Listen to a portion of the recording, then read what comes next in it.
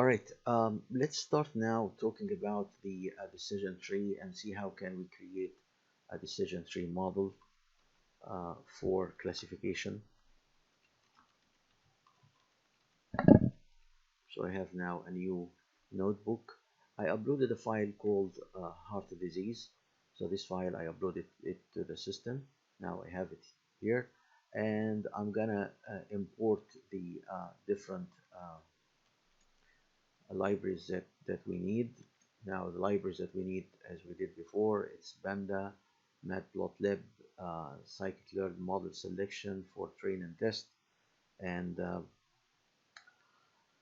the scikit-learn.tree. This is the one that we call for the tree structure, and we are adding something called plot tree, so we can plot the tree that we're going to generate. And we have the confusion matrix.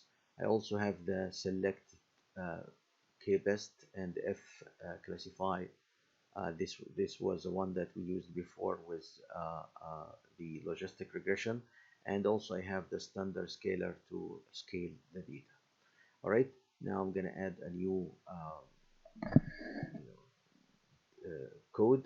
So I will say data to load the data equals panda dd, okay, dot read underscore csv, and then the file name is heart disease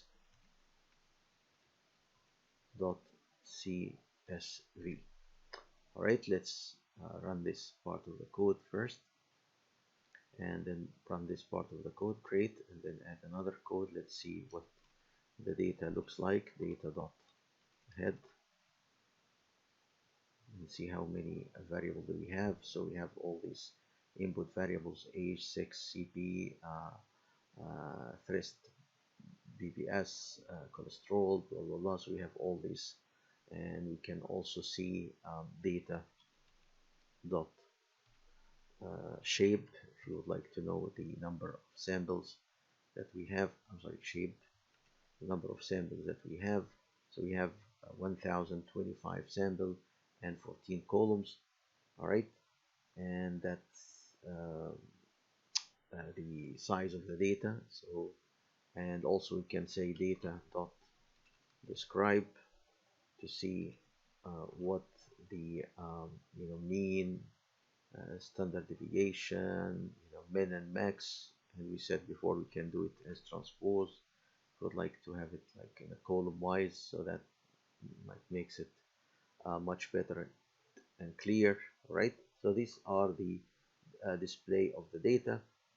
Now we can start now to let's say like split the data to training and testing. So I'm gonna say x equals data dot, I'm gonna drop just to drop the target here, and then I have to add actually axes. Need to add, drop the column, you have to say axes equal 1, and then after that we need to define y equals data. In this case it's going to be data, and it's data of the target, right? Right, so now this is a data set that we're going to utilize for our experiments. After that, simply I can split the data, so I say x train y x test, and y train and y test equals train test split. Here we go, and we're gonna feed the x and y to the data. Now we're gonna define test size equals to 20% of the data, and we need to define the random state. So random state, here we go, as any number, let's say 42. Okay, and then we can execute this. So now we were able to split the data to training and testing. Now I would like actually to display the number of uh, samples that produce like a target of 0 or a target of 1. So target of 0 means there is no disease. Target of 1 means there is a disease. Of course, I can just like draw the data immediately, but I would like to add some nice looking way of showing the bar chart of the number of samples for the drawing. We can draw it and save it in our case. So I can actually use I think we should import the Seaborn. Yeah, you remember Seaborn has many nice features that help us um, make drawing for the confusion matrix and correlation matrix. So I think it's a good idea to upload it here. So if I say um, like SNS, let me just draw this first, and then tell you how can we enhance it. So I can say count plot, and then data will equal in this case to data. I call it data, we can call it df, and then x will be the target. So it's the target here, and then we have, yeah, that's the thing. Let me see if we can just run this one. Yes, here is a plot. Okay, so the number of samples of 0 and 1 or disease or no disease are pretty small, so that should not be like the difference. So the data is balanced, as we say. But I want to enhance this a little bit, so I can of course make plot a figure, so make this looks nicer. I can say plot dot figure, and I can play with the size of the figure. I can say fig size, don't forget equals, and I will make it 4 and 3. And then here you see we have the count, and we have 0 and 1, right? So let me just also say plot dot show like this, and to remove this text. So here we go, we have the nice plot here, and yeah, it looks very nice. If I would like to add, this is a target, right? We can call it the class if we want, but in this case I have to utilize the label, X label and Y label, but I would like to add something here that might looks nicer. I'm gonna define like an array. I'm gonna call it class label. Okay, I'm gonna find data frame, so this is 0. I'm gonna call it no disease, and I'm gonna define another element 1. I'm gonna call it disease. Okay, so and then after that I'm gonna go and call the target data, and then go to the target. Okay, I'm gonna call it target label. This is like a new column to the data. So add it to the data and say data, and then target. Okay, and then I will say map this to this class label. So I'm gonna say map, and then say class underscore labels. Okay, so now I'm adding a new column here. Yeah, this should be labels, so we have the same match. Okay, and I'm creating a new column, and this column actually is the old column, which is the data target dot map the class label. So every single 0 will be mapped to no disease, and every single 1 will be mapped to disease. All right, so here I can print here no disease, here I can print a disease.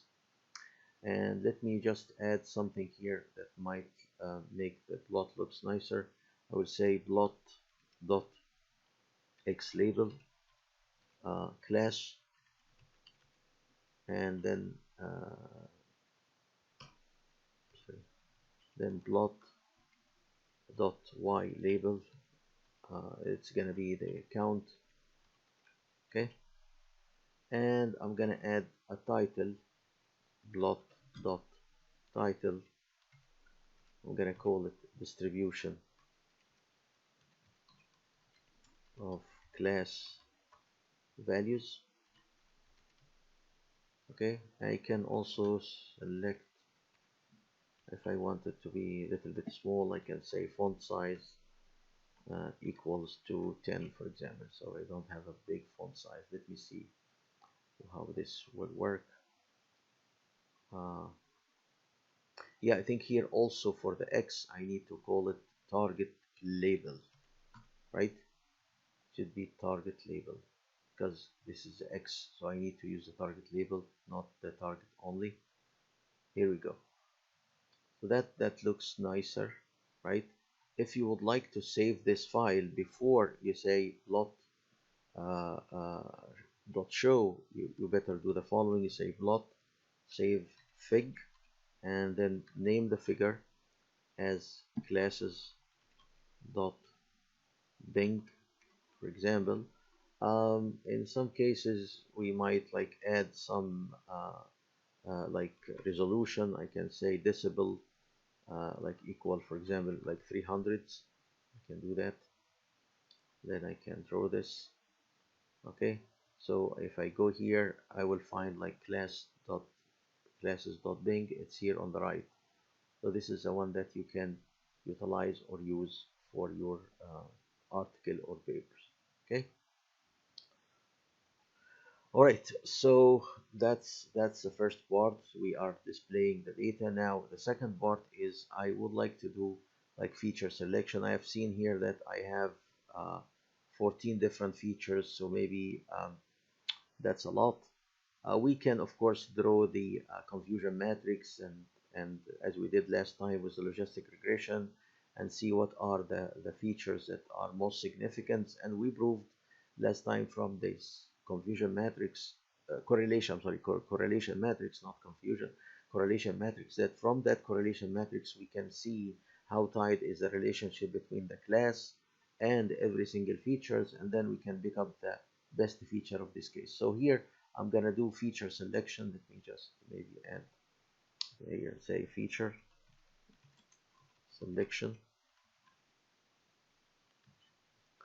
like this, and then I'm gonna do the same thing. I'm gonna use selector,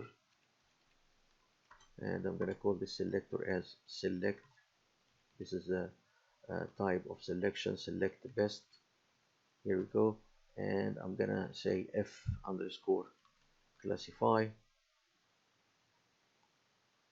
and this is underscore classify, and we need to select a key value. I mean, like how many like features we would like to select. I mean, you can arbitrarily select number of features and then run your experiments and then see what will be the performance, like the accuracy in this case. If the performance is good, that's fine. If the performance is bad, maybe you can increase the number of features that you are selecting. So I'm gonna select 5 here, and then I'm gonna apply this to the training data. I'm gonna say xtrain selected equals to selector, here selector dot of course fit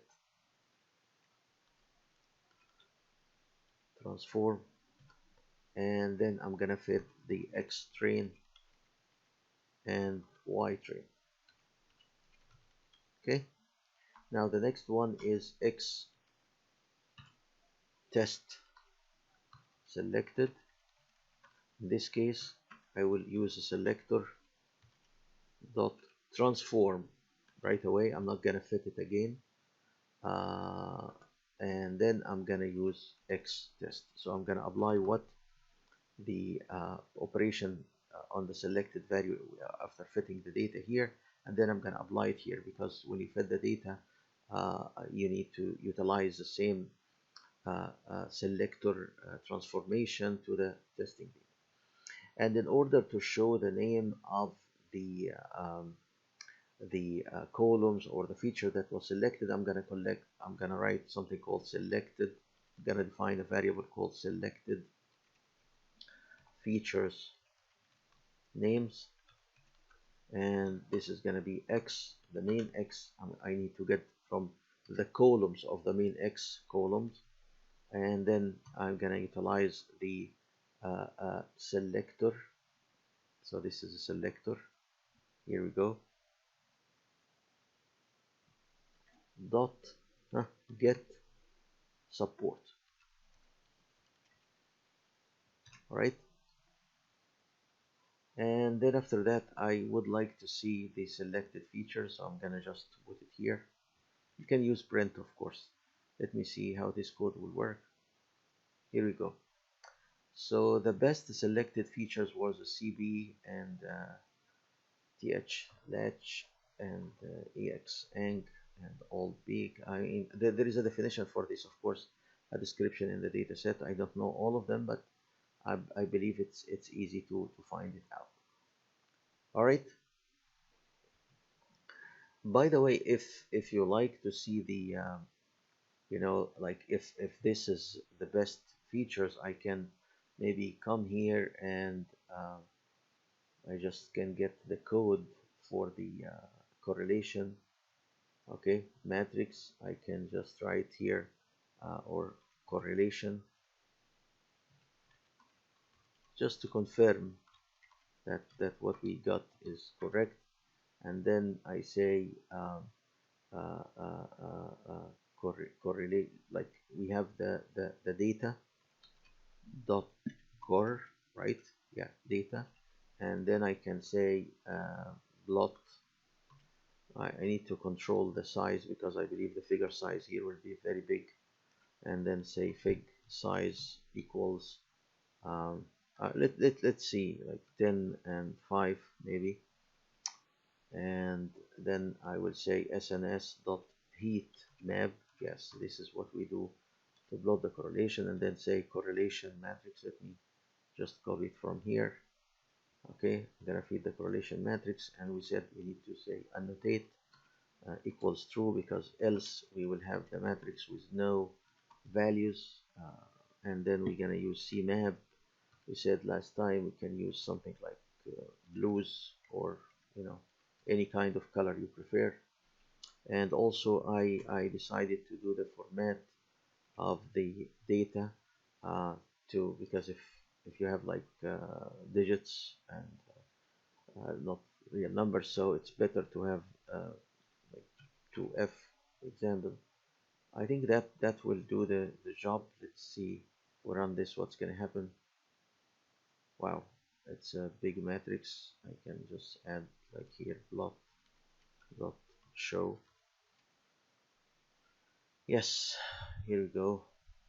So that's the main correlation matrix. Let's see what are the features that we found. CB.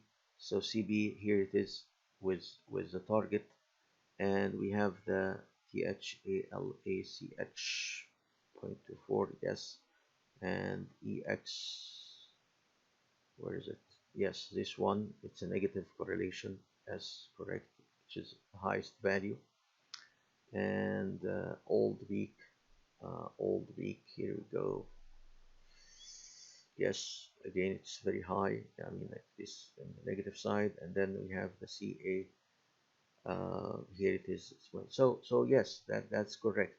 I mean, if we selected more features, definitely we can get more. So this confirms that the correlation matrix, from the correlation matrix, I can get the optimal, or the highest features that affect the target output, or I can do the process here for feature selections and get the values.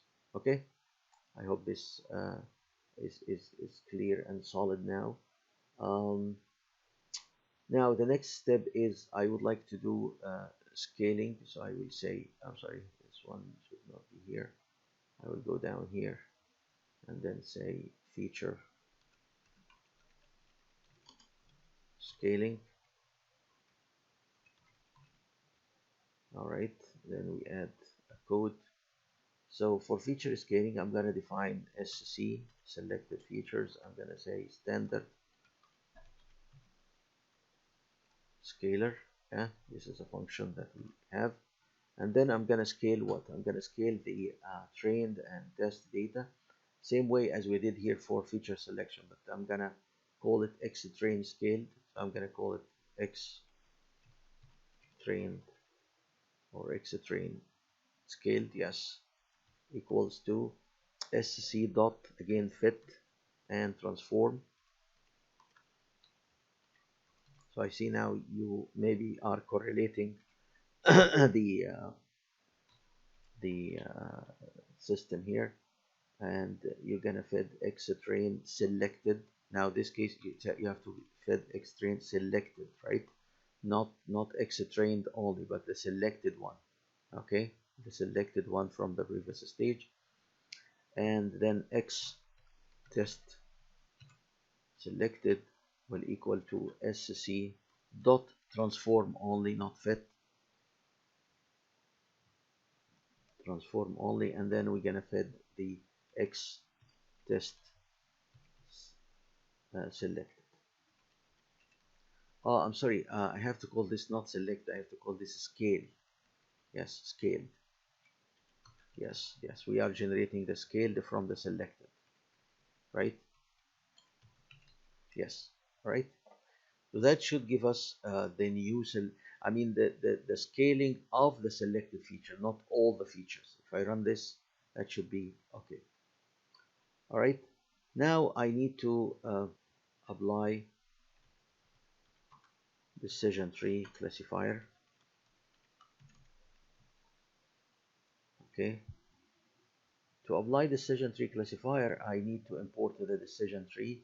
I think we already imported the decision tree here. This one, right?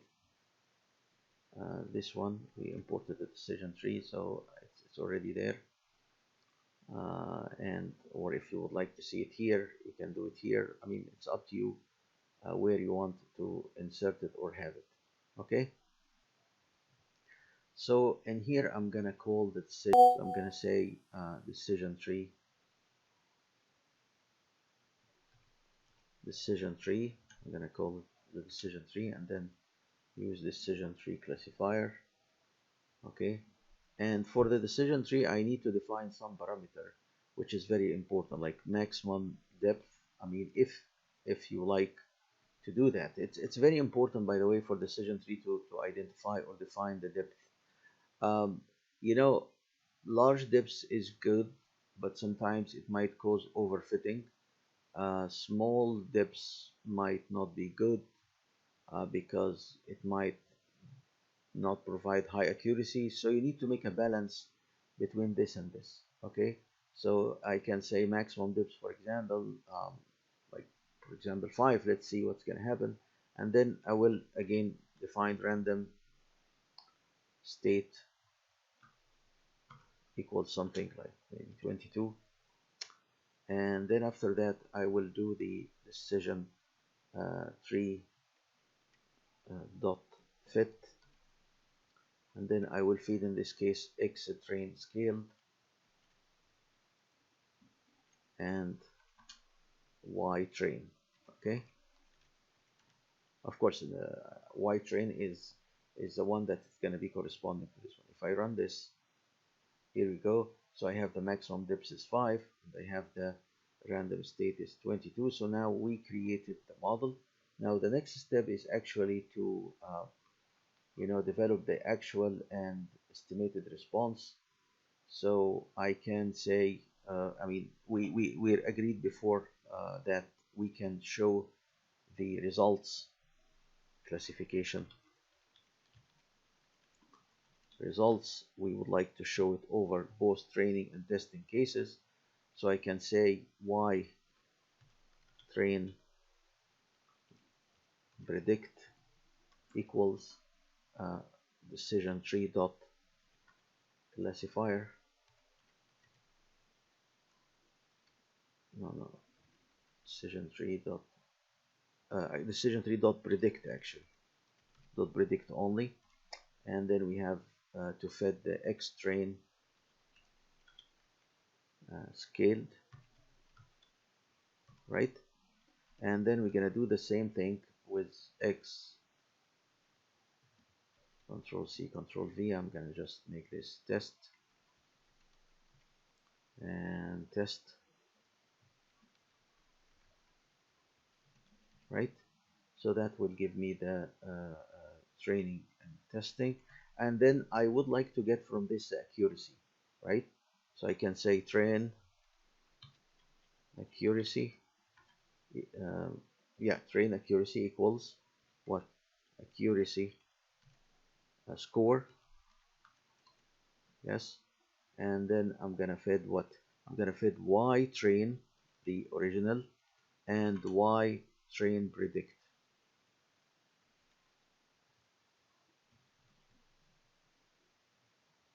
yes. And then I can do the same thing and call this test accuracy, and then y, this should be y test and y test predict, right? Oh, I did something here, should not be here. Accuracy score, yes, yeah, it seems I wrote it somewhere else. Okay, yeah, so accuracy score is not defined, so I need to import it from sklearn dot matrices. Okay, and then say import. I can import accuracy score. I can predict precision. I like to predict precision score. I can predict also recall score.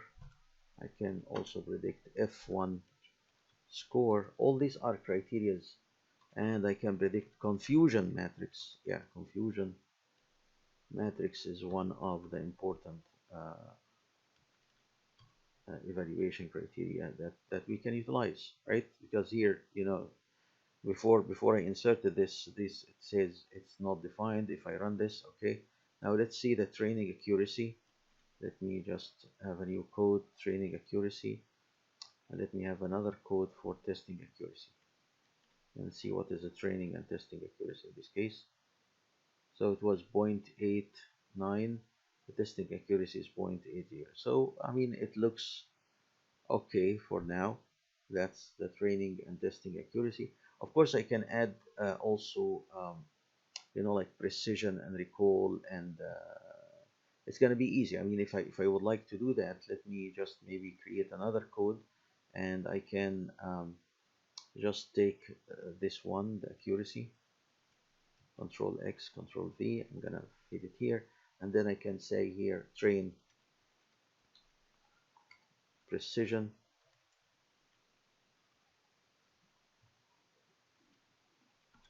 equals, and I can say precision score, and then I'm gonna fed the same, which is y train, this one, okay, to calculate the precision. And then I can say train recall, and this will become recall score, and then I can enter this again. I can say train f1, and then say f1 underscore score, okay, and then hit this one. So that's possible to do, and then I can take a copy from this one and feed it here. And actually I need to copy this one, control C, and replace it here, control V, replace it here, control V, replace it. By the way, when you make a copy and paste, you need to make sure that you are correcting everything. I just want to try to do it like a little bit fast. Test and then test. I think last time I gave you like a procedure that can help you to like identify these kind of things, and be able to you know just run it once. I want also to add something here, which is Now after I get this, I can to define the confusion matrix, I can do something. I can say the true negative. Let me just remove this one. True negative here, true negative, and false positive, and false negative, and true positive equal to confusion matrix. Okay, and then I'm gonna fit the y. In this case, you can calculate the confusion matrix over both training and testing. I like to do that. But for now, let's just get the let's get the data frame for these values. I would like to get the data frames for these values, the true, negative, false, positive. Let's say I'm gonna do this over the test, and then I say y predict, y test to predict, y test, right? So y test to predict, yes, okay, and then dot rav, okay, and then I can now create the data frame. I like to create the data frame to display the values. So I'm gonna say results data frame. I need to create it. So I'm gonna use lambda dot data frame, and I'm gonna feed here the what the first one is the matrix. I'm gonna call it matrix, so which shows the accuracy, blah blah blah, and then colon, and then I'm gonna add accuracy, okay, and then precision, and then recall, and then F1 score. Okay, I just have to select this and select this, use the code, select this, use the code, and then have a comma at the end, and then I'm gonna say on over the training, uh, and then I say train accuracy. We call it train accuracy, right? Train accuracy, and then train underscore precision. Ah,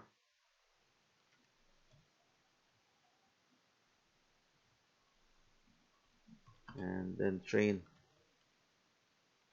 recall, and then train underscore F1, right? And then I'm gonna highlight this, use a comma. Oh, sorry, no, we don't need it here. Actually, this is the real values. And then I'm gonna say testing, okay, and now I need to have the same values here, but for testing, so test accuracy, test precision, comma, test recall, okay, and test F1. All right, let me see if we are missing anything. I don't think so. And then I can say this is the result. Let's see, let's run this and see if we are making any mistakes. Yeah, the training precision is not defined. Okay, we have to run this code first and run this code second and then run this code. Oh, precision, maybe it's not written correctly. Here we go. Okay, train is not defined. Uh, okay, this should be train recall, realize that, underscore Yeah, so you have to be careful while we are working with this ones. Yes, here we go. Now it's working. If you would like to make this as transpose, this might looks better. Yes, so you can take this table and insert it in your paper for any reason. That definitely this kind of result is important to provide at post training and testing. Right. So we calculated these values over training, and we calculated these values over testing. We fit everything uh, to the confusion matrix, right? Actually, I don't need this one here now. I don't think I need this one now. So I can remove it, and then I'm gonna run the whole code one more time to make sure that I'm producing the correct results. Because I need to calculate the confusion matrix over both training and testing. So this means that I have to calculate the confusion matrix in both cases, right? So in this case, to calculate the confusion matrix, let me just add this and say confusion matrix. All right, and here I'm gonna say cm train, okay, equals confusion matrix underscore matrix, and then I'm gonna fit the y train and y train predict, y train and y train predict. Yes, okay, and then I'm gonna do the cm test equals confusion matrix, and then I'm gonna feed the y test and y, I'm sorry, y small, y test predict, right? So this will give me the confusion matrix in both cases. Now if I want to plot, let me just run this one. Okay, now if I want to plot this, I can do it this way. I think I have Seaborn already. I can plot it as a heat map. I'm gonna plot this figure in a like a column wise maybe, or yeah, okay, column wise.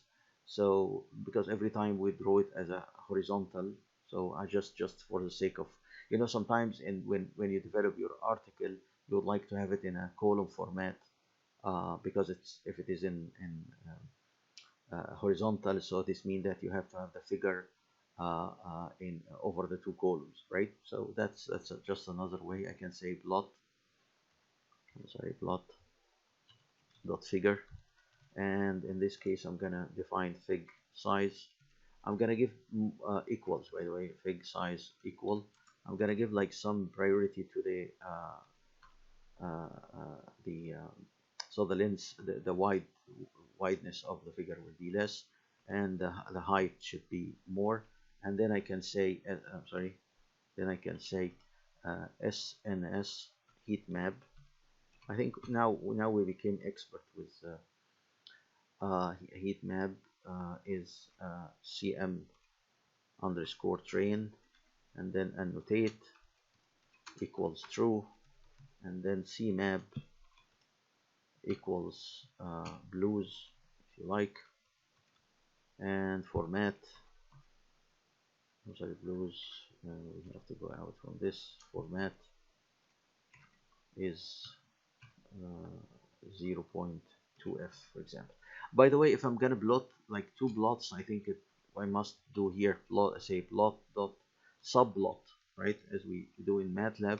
In this case, the matrix will be 2 times 1, and then the figure number is 1, right? So I have two columns, two rows actually, and one column, and that's will be for the first figure, and then I can say plot dot subplot 2 comma 1 comma 2 in this case, and then I'm gonna get the copy from this one here, and this will cm test, right? I can also add here plot dot x label prediction or predicted, Okay, and then I can have y plot dot y label actual. Okay, right. So and then I can also copy this here, and at the end I can just write plot uh, dot show, and let's see how this will look like. Here we go. So we have the first row shows the confusion matrix in training case, and this one is in testing case. But we have overlap. I think two things need to be done. We need to have a title here to say this is a confusion matrix in training case, and this is in testing case, and we need to leave some space between the two plots. One way of doing that is you say in the middle here you say plot dot sub plots and underscore adjust. When you say adjust and then you say after that horizontal, so it's h space horizontal space equals, let's make it for example 0.5. So this is you can say adjust vertical or horizontal space. And I think as I mentioned we need to add a title here. We need to add a title, so we say plot dot title uh, confusion matrix in training case, and we could add font size as we do every time. Font size equals 10, right? And we can do the same thing here, and but we call this testing cases. Okay, and let's see what will be the result of this modification. Here we go. So we have the space and we have this. So this shows that, I mean, there was 334. By the way, I mean, I don't think we need like the format. Let me just remove the format from the second one and see what's going to happen. I don't think we need the format here. Yeah, I don't think we need the format here because we don't have any like digits or decimal. Should be decimal in the classification, so that will be fine. So here it says we have, oh yeah, but the problem arises because of this point 2, you know. Okay, this just control Z. Maybe you can just make it like 1. Just make it like 1. That will be fine because of this. Yeah, I remember last time this was like 100, so we will not see the rest of the number, right? So this is 334 334 classes that was correctly classified as 0 or as no disease, and 63 were misclassified, and so on. So this is accuracy 0.89, and in training and 0.8. Now let me just do something here and see what will be the result. Let me increase the number of features. We have 14 features. Let me make this like 8, for example, and then run everything, and just remember that this was like 0.89 and zero point 0.8. Let's see what's going to happen here. All right, see, the performance increased. But of course, this means that when we increase the depths of the tree, the performance increased, which is logically is okay. But as I mentioned, I mean, for example, if someone would like to make this tree like to have a depth of 20, that might be overfitting. Like let's try this and see how good is the performance. I just want you to like understand how these things are happening. Let's make it 10 and see what's going on. That might at certain moment of time like might affect the, yeah, see, so it's getting better and better, but I do not really recommend. There are some ways, of course, that we can check here. This is when I increase the number of features, and here when I increase the depths. So I show you two cases. When I increase the number of features, it's fine, but increasing the depths might be like produce like overfitting. That's why I only use 5, but you can increase the feature the way you like. if the features contribute to the modeling process. Yeah, so see, it's not bad. 91% accuracy in training and 82% accuracy in testing, which is very good in this case. Actually, there are also some way that we can visualize a decision tree. Let me just, I'm not gonna go to deep details on this code, but I can show you how can you visualize a tree, because sometimes maybe in some of the articles, if the tree size is reasonable, you might be able to, show the tree. So I'm just providing this code, and this code simply is a package or a tool that can help you. I don't need this one actually. I don't think I need this one. I already utilized it before. And of course, we defined a decision tree. So if you would like to export using Graph VIZ, this is the way that we can use it. There is something called Graph VIZ. This is a function that can help you uh, uh, draw the decision tree. All right, so here I added like a short uh, code here to define the selected feature's name, because I cannot fit the X here. I need to fit the selected feature name. So if I do that, this is export graphic, and then we define the class names like negative, positive. If you want to say disease, no disease, it's up to you. I mean, whatever you want it to look. And if I run this, that will generate like the tree structure, which is in this case like very huge. I think I already also created like a save, so I saved the decision tree here. If I click on this one, uh, I need to get the Bing one, so this is the one that, yeah, here it is. So it's really a pretty big tree structure, right? It depends, as I mentioned, on the depth of the tree. If I selected, let me select like a similar depth of the tree and see how it looks like. Yes, the depth is 5 here. Let me select the depth of 3, for example, and see how it looks like, just for simulation reason. I have to remove this one, and I have to remove this one, then I have to go here and show it one more time. So here it is. So it looks much nicer here and smaller. So it shows, actually we use here the Gini. Here, remember we talked about this in the lecture. So the Gini here is 0.35, and of course that's the tree. If you would like to utilize this, you can download the image as the way you like, download it, and then you can display it anywhere you like. That will be a great article to use. Here it is. Okay, so, and as I mentioned, you can try different tree depth, and every time you calculate the performance and see what is the best performance for your tree structure. All right, that conclude the work with decision tree.